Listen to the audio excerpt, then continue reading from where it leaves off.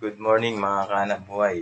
Dito naman na ako sa karating na ako sa bahay. Ngayon, nagpapakulo na ako ng baboy, ilaga. Para pagising ng mga anak ko, may makakain na sila.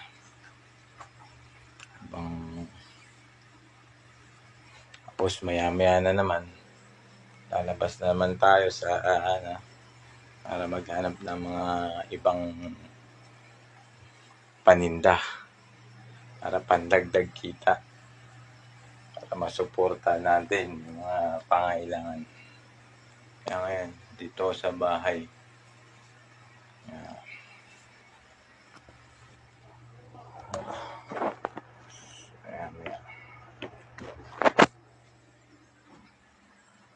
ito.